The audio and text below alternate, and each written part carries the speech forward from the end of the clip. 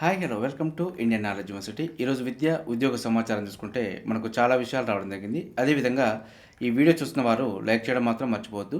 మీరు చేసే లైక్ వల్ల ఎడ్యుకేషన్ మరియు ఎంప్లాయ్మెంట్కి సంబంధించి ప్రతి ఇన్ఫర్మేషన్ అందరికీ చేరే ప్రయత్నం జరుగుతుంది. సో ప్రధానంగా మనం వివరాలు చూసుకుంటే మహాకుంభమేళాకు ఇక సెలవు అంటూ వార్త చూసుకోవచ్చు. 45 రోజుల పాటు వైభవంగా సాగిన మహాకుంభమేళ బుధవారం ముగిసింది. అంటే మనకు శివరాత్రి పర్వదినం వేళ ప్రయాగరాజ్ త్రివేణి సంగమంలో పుణ్యస్థానాల ఘట్టానికి తెరపడిందంటూ వార్త చూసుకోవచ్చు. ఇదైతే దాదాపుగా 45 రోజుల పాటు సాగింది. మనకిది జనవరి 13 పుష్య పౌర్ణమి రోజున ప్రారంభమైందంటూ గుర్తుంచుకోవాల్సి ఉంటుంది. సో కరెంట్ అఫైర్లో భాగంగా అడిగే అవకాశం ఉంది. ఇది మనకు 45 రోజుల పాటు సాగింది. జనవరి 13న ప్రారంభమయ్యి ఫిబ్రవరి 26న ముగించడం జరిగింది. అంటే మనకు శివరాత్రి రోజు ముగించడం జరిగింది. ఇది పౌష్య పూర్ణమి రోజున ప్రారంభమైంది. ఇది 144 ఏళ్లకు ఒకసారి జరుగుతుంది కాబట్టి దీన్ని మహాకుంభమేళ అని చెప్పి పిలవడం జరుగుతుంది. సో కరెంట్ అఫైర్లో భాగంగా ఈ పాయింట్ అయితే గుర్తుంచుకోండి. అదేవిధంగా మన పాయింట్ చూసుకుంటే సుప్రీంలో కేంద్రం అఫిడవిట్ అంటూ మనకు వార్త చూసుకోవచ్చు. మనకు పార్లమెంటుదే నిర్ణయాధికారం అంటూ కూడా మనకు పాయింట్ అయితే ఇవ్వడం జరిగింది. క్రిమినల్ కేసులో దోషులుగా తేలిన రాజకీయ నాయకులపై జీవితకాలం నిషేధం విధించాలన్న వినతిని కేంద్ర ప్రభుత్వం అయితే వ్యతిరేకించింది. వారిపై అనర్హత వేటు వేయడం అనేది కేవలం పార్లమెంటు పరిధిలోని అంశం అని కేంద్ర ప్రభుత్వం అయితే ఉద్ఘాటించడం జరిగింది. దీంతో న్యాయ వ్యవస్థకు సంబంధం లేదంటూ కూడా సుప్రీంలో అయితే అఫిడవిట్ దాఖలు చేయడం జరిగింది. సో దీనికి సంబంధించి నిర్ణయాధికారం పార్లమెంట్ అంటూ చూసుకోవచ్చు. ఇక్కడ క్రిమినల్ కేసుల్లో దోషులుగా తేలిన నేతలపై 6 ఏళ్ల పాటు నిషేధం సరిపోతుంది.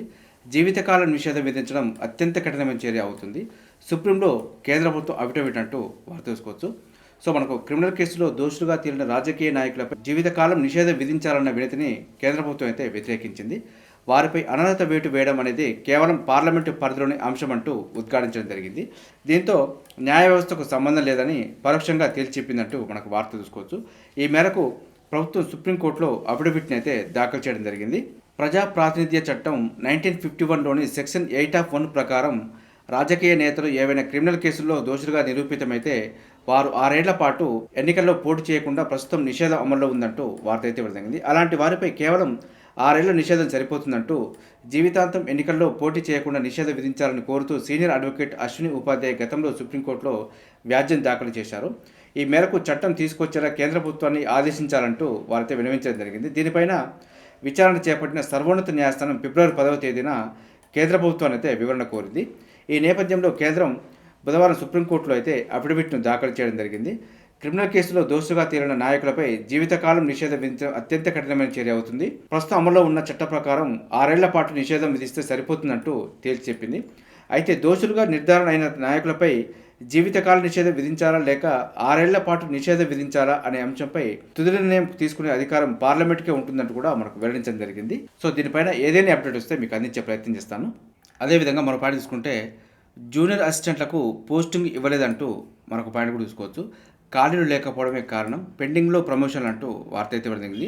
సో మనకు జిహెచ్ఎంసీకి రాష్ట్ర ప్రభుత్వం 210 మంది జూనియర్ అసిస్టెంట్లను కేటాయించింది. వీరిలో 175 మంది జూనియర్ అసిస్టెంట్లు శిక్షణ కార్యక్రమాలకు హాజరయ్యారు. కానీ 2 నెలలు గడిచినా ఇంతవరకు పోస్టింగ్ ఇవ్వలేదంటూ వార్త చూసుకోవచ్చు. సో దీనికల్లా ప్రధాన కారణం ప్రమోషన్లు పెండింగ్లో ఉండడంతో వేకెన్సీ ఏర్పడలేదు. సో ప్రమోషన్లు కనుక ఇచ్చేస్తే వేకెన్సీ ఏర్పడితే వీరిని భర్తీ చేయడం జరుగుతుందంటూ మనకు పేర్కొనడం జరిగింది. అదేవిధంగా మరో పాయింట్ చూసుకుంటే వర్సిటీలో చేరని గ్రూప్ 4 ఉద్యోగులు 91 మంది అంటూ వార్త చూసుకోవచ్చు. సో ఈ విధంగా చాలా డిపార్ట్మెంట్లో గ్రూప్ 4 జాబ్ వచ్చిన వారైతే జాయిన్ కాలేదు. అదేవిధంగా చేరిన వారికి కూడా వేరే ఉద్యోగాలు, మంచి ఉద్యోగాలు రావడంతో సో కొంత వేకేట్ చేసి వెళ్ళిపోవడం జరిగింది. ఈ విధంగా మనకు దాదాపుగా గ్రూప్ 4 సంబంధించి 8,000 పైచీలకు భర్తీ చేస్తే ఇందులో దాదాపుగా 3,000 పైచీలకు వేకెన్సీ ఏర్పడినట్టుగా మనకైతే సమాచారం రావడం జరిగింది. సో దీనికి సంబంధించి చూసుకుంటే గ్రూప్ 4ని గ్రూప్ 3లో మెర్జ్ చేయడంతో మనకు రాబో జాబ్ క్యాలెండర్లో గ్రూప్ 3 వేకెన్సీ అయితే చాలానే ఉండే అవకాశం ఉంది. సో కాబట్టి మీ యొక్క ప్రిపరేషన్ అయితే కొనసాగించే ప్రయత్నం చేయండి. అదేవిధంగా యశస్వి స్కాలర్షిప్ దరఖాస్తుకు నేటితో ముగిలిన గడువంటూ మరొక వార్త చూసుకోవచ్చు. బీటెక్, డిప్లొమా, కోర్ బ్రాంచ్ల వారికే ప్రత్యేకం. దేశవ్యాప్తంగా ఇంజనీరింగ్, డిప్లొమా విద్యలో కోర్ బ్రాంచ్లను పరీక్షించడంతో పాటు వాటిలో చేరే వారిని ప్రోత్సహించేందుకు ఏఐసిటి అయితే యశస్వి స్కాలర్షిప్ను ప్రవేశపెట్టడం జరిగింది. ఇది 2024-25 విద్యా సంవత్సరానికి గాను దరఖాస్తు చేసుకునే గడువు గురువారంతో ముగియనుందంటే మనకు ఈ రోజుతోటి ముగియబోతుంది. సో ఇప్పటి వరకు కూడా అప్లై చేసుకునే వారంటే అప్లై చేసుకునే ప్రయత్నం చేయండి. దేశవ్యాప్తంగా 2,595 మంది బీటెక్ విద్యార్థులకు, అదేవిధంగా 2,607 డిప్లొమా విద్యార్థులకైతే ఫెలోషిప్ ఇవ్వడం జరుగుతుంది. సో మనకు ఏపీ నుంచి 150 మంది బీటెక్ విద్యార్థులు, అదేవిధంగా 115 మంది డిప్లొమా విద్యార్థులు, తెలంగాణ రాష్ట్రం నుంచి 71 మంది బీటెక్ విద్యార్థులు, 52 మంది డిప్లొమా విద్యార్థులకైతే ఎంపిక చేయడం జరుగుతుంది. సో మనకు బీటెక్ అయితేనేమో ఇంటర్ మార్కులు, డిప్లొమాకి అయితే 10వ తరగతి మార్కులను ప్రామాణికంగా తీసుకోవడం జరుగుతుంది. సో సెలెక్ట్ అయిన వారికైతే బీటెక్ విద్యార్థులకైతే ఏడాదికి 50,000, డిప్లొమా వారికి అయితే ఏడాదికి 30,000 చొప్పున ఇవ్వడం జరుగుతుంది. ఇదైతే మంచి అవకాశం. సో అప్లై చేసుకున్న వాళ్ళు ఉంటే అప్లై చేసుకునే ప్రయత్నం చేయండి. అదేవిధంగా ధర్మగార్డియన్ సైనిక విన్యాసాలు అంటూ మరొక వార్త కూడా చూసుకోవచ్చు. భారత్, జపాన్ దేశాల సైనిక బృందాల సంయుక్త విన్యాసాలు ధర్మగార్డియన్ 6వ ఎడిషన్ ఫిబ్రవరి 25 నుంచి మార్చి 9 వరకు జపాన్లోని మౌంట్ ఫుజీలో జరగనున్నాయంటూ వార్త చూసుకోవచ్చు. జపనీస్ బృందానికి 34వ ఇన్ఫాంట్రీ రెజిమెంట్కు చెందిన సైనికులు ప్రాతినిధ్యం వహిస్తుండగా, భారత్ తరపున మద్రాసు రెజిమెంట్కు చెందిన సైనికులు ప్రాతినిధ్యం వహిస్తున్నారు. ఈ సంయుక్త విన్యాసాలు ప్రతి ఏటా భారత్ మరియు జపాన్లో ప్రత్యామ్నాయంగా జరుగుతాయంటూ వార్త చూసుకోవచ్చు. సో మనకి ఈ 2025 జపాన్లో జరుగుతున్నాయి కాబట్టి 2026 భారత్లో జరగనున్నాయి. సో దీనికి సంబంధించి చూసుకుంటే ధర్మగార్డియన్ సంయుక్త సైనిక విన్యాసాలు 2018లో భారత్లో ప్రారంభమైనవి అంటూ వార్త చూసుకోవచ్చు. ఇరు దేశాల మధ్య జీమెక్స్ వీర్ గార్డియన్ పేరిట నావికాదళ విన్యాసాలు జరుగుతుంటాయంటూ ఇవ్వడం జరిగింది. అదేవిధంగా మరో పాయింట్ తీసుకుంటే కూడా మలబార్ నావికాదళ విన్యాసాలకు సంబంధించి క్వాడ్ దేశాలు అంటే మనకు భారత్, జపాన్, అమెరికా, ఆస్ట్రేలియా మధ్య జరుగుతాయి. ఈ విన్యాసాలు అమెరికా, భారత్ నావికాదళాల మధ్య ద్వైపాక్షిక నావికా విన్యాసాలు 1992లో ప్రారంభమైనట్టు చూసుకోవచ్చు. ఇందులో మనకు ధర్మగార్డియన్ సైనిక విన్యాసాలు, అదేవిధంగా మలబార్ నావికా విన్యాసాలకు సంబంధించి కొంత కరెంట్ అఫైర్లో భాగంగా చెప్పడం జరిగింది. ఇవైతే ఇంపార్టెంట్ పాయింట్లు. అదేవిధంగా IALA ఉపాధ్యక్ష స్థానంలో భారత్ అంటూ మరొక వార్త కూడా చూసుకోవచ్చు. సింగపూర్లో జరిగిన international organisation of aids to marine నావిగేషన్లో మొదటి జనరల్ అసెంబ్లీ ప్రారంభోత్సవంలో ఉపాధ్యక్ష పదవికి భారత్ ఎన్నికైందంటూ వార్త చూసుకోవచ్చు. 1957లో ఇంటర్ గవర్నమెంట్ ఆర్గనైజేషన్గా స్థాపించిన IALA ప్రస్తుతం అంతర్ ప్రభుత్వ సంస్థ IGOగా మారిందంటూ వార్త చూసుకోవచ్చు. దీనిని గతంలో international association of light house authority అని పిలిచేవారు. దీని యొక్క నినాదం చూసుకుంటే సక్సెస్ఫుల్ వోయేజెస్ సస్టైనబుల్ ప్లానెట్ అంటూ దీని యొక్క నినాదం అయితే పేర్కొనడం జరిగింది. సో ప్రధాన విధులు అయితే ప్రపంచవ్యాప్తంగా నావిగేషన్కు సహాయాన్ని అందించడంలో సభ్య దేశాల మధ్య సమన్వయం అంటూ వార్త చూసుకోవచ్చు. సో సభ్య దేశాలు అయితే దాదాపుగా 200 వరకు ఉన్నాయి. మనకు 1957 నుంచి భారత్ సభ్యదేశంగా ఉన్నది. భారతదేశం 2025 డిసెంబర్లో IALA కౌన్సిల్ సమావేశం, అదేవిధంగా 2027 సెప్టెంబర్లో ముంబైలో IALA సమావేశం, అదేవిధంగా జనరల్ అసెంబ్లీని నిర్వహించనున్నదంటూ వార్త చూసుకోవచ్చు. మనకు 2025-27లో అయితే భారత్ నిర్వహించబోతుంది. ఇది మనకు IALA ఉపాధ్యక్ష స్థానంలో భారత్, అదేవిధంగా సమావేశాలకు సంబంధించి అప్డేట్ సమాచారం. అదేవిధంగా మరో పాయింట్ చూసుకుంటే నీట్ PG 2024 కనీస అర్హత శాతం తగ్గింపు అంటూ వార్త చూసుకోవచ్చు. సో మనకు నీట్ PG 2024 ప్రవేశాల్లో సీట్ల కోసం కనీస అర్హత శాతాన్ని అయితే మెడికల్ కౌన్సిలింగ్ కమిటీ మరోసారి తగ్గించింది. ఆరోగ్య మరియు కుటుంబ సంక్షేమ మంత్రిత్వ శాఖ ఆదేశాలను అనుసరించి క్వాలిఫైయింగ్ మార్కులను అయితే 5% మేర తగ్గించినట్టు మనకు ప్రకటించడం జరిగింది. సో దీనికి సంబంధించుకుంటే జనరల్ మరియు EWS, అదేవిధంగా unreserved PWD, SC, ST, BC అభ్యర్థులకు ఈ తగ్గింపు వర్తిస్తుందంటూ మనకు పేర్కొనడం జరిగింది. అర్హత శాతం ఇప్పుడు అత్యల్పంగా ఉన్నందున పెద్ద సంఖ్యలో అభ్యర్థులు కౌన్సిలింగ్కు అర్హులు కానున్నారంటూ మనకైతే పేర్కొనడం జరిగింది. సో మనకు మెడిసిన్కి సంబంధించి PG విద్యార్థులకు అయితే కొంత అర్హత శాతం అయితే తగ్గించడం జరిగింది. సో వాళ్ళకి సంబంధించి అయితే ఒకసారి చూసుకునే ప్రయత్నం చేయండి. అదేవిధంగా మరో పాయింట్ చూసుకుంటే ఆపరేషన్ మార్కోస్ అంటూ కరెంట్ అఫైర్స్ సంబంధించి మరొక పాయింట్ చూసుకోవచ్చు. రంగంలోకి ఇండియన్ మెరైన్ కమాండో ఫోర్స్ అంటూ వార్త అయితే ఇవ్వడం జరిగింది. సో కరెంట్ అఫైర్లో భాగంగా మనకు SLBC టన్నెల్లో జరిగిన ఆపరేషన్ సంబంధించి ఏ పేరు పెట్టారని చెప్పి అడిగే అవకాశం ఉంది. So operation Marcos. SLBC tunnel కూలిన ప్రమాదంలో 5వ రోజుకు సహాయ చర్యలు కొనసాగాయి. కనిపించకుండా పోయిన 8 మంది ఆచూకీ కనుగొనడం కోసం రెస్క్యూ ఆపరేషన్లో పాల్గొన్న NDRF మరియు SDRF, ఆర్మీ, ఇతర సహాయ బృందాలకు సాధ్యం కాలేదంటూ వార్త అయితే ఇవ్వడం. వీరు సొరంగంలో 13.85 కిలోమీటర్ల వరకు వెళ్ళి ఆగిపోయారు. అక్కడ సుమారు 7 నుంచి 9 మీటర్ల ఎత్తులో 200 మీటర్ల మేర బురద కూరుకుపోయిందంటూ ఇవ్వడం జరిగింది. సో ఈ విధంగా అడ్డంకులతోటి సహాయక చర్యలు అయితే ఆగిపోతున్నాయి.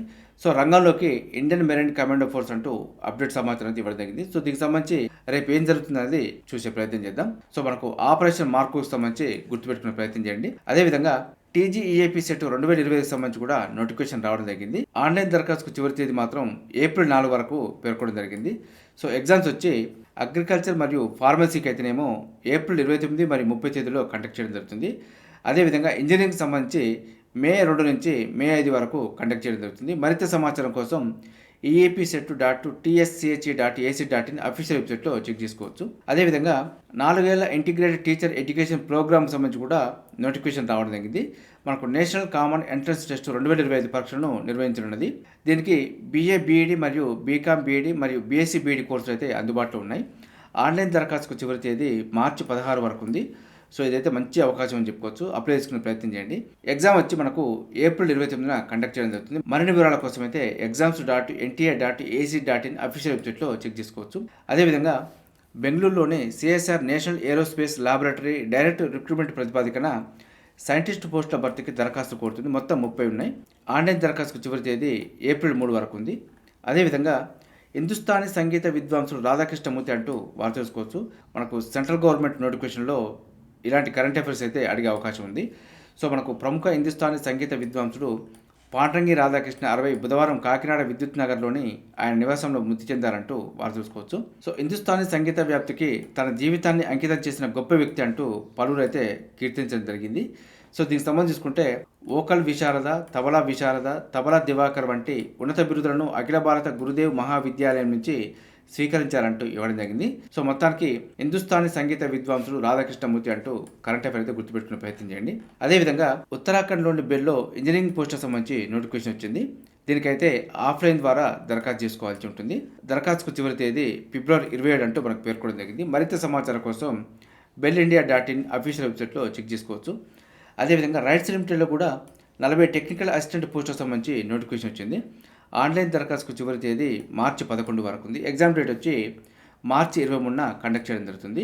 అదేవిధంగా కేంద్రీయ విద్యాలయాల్లో ఫ్యాకల్టీ కార్డులు అంటూ వారు చూసుకోవచ్చు. సో దేశవ్యాప్తంగా ఉన్న కేంద్రీయ విద్యాలయాల్లో ఆయా కేంద్రీయ విద్యాలయాలకు సంబంధించి సపరేట్గా అయితే నోటిఫికేషన్ ఇవ్వడం జరుగుతుంది.